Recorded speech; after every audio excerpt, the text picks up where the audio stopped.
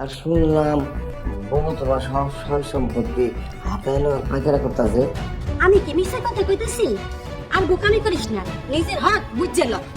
মা নাই, কোনো ভাই বোন নাই, তাই ঢাকায় খালার বাসায় থাকি। বাপ বেটি মিলে আমাকে হারিয়ে আলাদা করছিস না? বুঝছি। তোর এই বাড়ির থেকে বাইর করার সময় ঘনে এসে বেশি বাড়াবাড়ি করলে হয়তো আমার এই বাড়িতে থাকতে দেবো না, বাইর করে দিব। খালি মায়া মায়া মায়া, তোমার অতীত। মায়ার জিকির করা কবে বন্ধ করবা? ভাগ্য কখন কাকে কোথায় নিয়ে যায় তা কেউই আগে থেকে বুঝতে পারে না। ঠিক তেমনি যাদের কথায় এতদিন জীবন চলছিল, আজ সেই মানুষগুলোর হাতেই মায়াকে এই বাড়ি থেকে বের হতে হয়েছে। এই নির্মম বাস্তবতা দেখে জামাল গভীরভাবে ভেঙে পড়েছে। এখন তার মুখে শুধু একটাই নাম, মায়া। কিন্তু পরিস্থিতি আরও জটিল হয়ে উঠেছে। জামালের বর্তমান স্ত্রী মরিয়ম কিছুতেই মেনে নিতে পারছে না যে জামালের মুখে বারবার মায়ার নাম আসুক।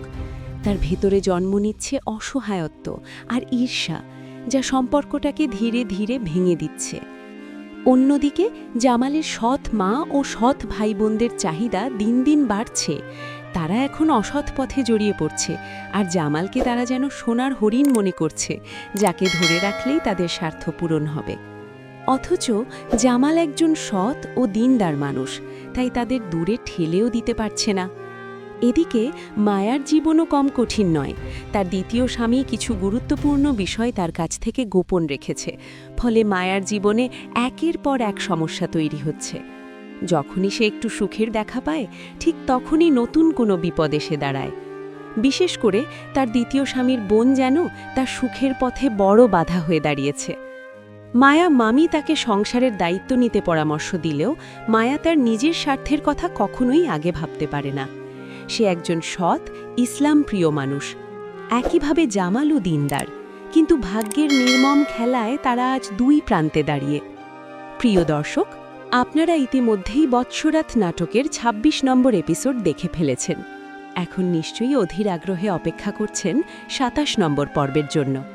আপনার আগ্রহ কেমন তা অবশ্যই কমেন্টে জানাতে ভুলবেন না।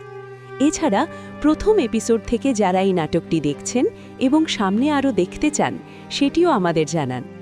আর আপনি কোথা থেকে এই নাটকটি দেখছেন সেটাও কমেন্টে লিখে শেয়ার করুন। বৎসরাত নাটকের ২৭ নম্বর পর্ব আসছে আগামী শুক্রবার বিকেল ৩টে, শুধুমাত্র ঈগল ইসলামিক নাটক ইউটিউব চ্যানেলে। আশা করি সবাই আমাদের সাথেই থাকবেন। ভালো থাকুন, সুস্থ থাকুন। আবার দেখা হবে পরবর্তী ভিডিওতে। আল্লাহ হাফেজ।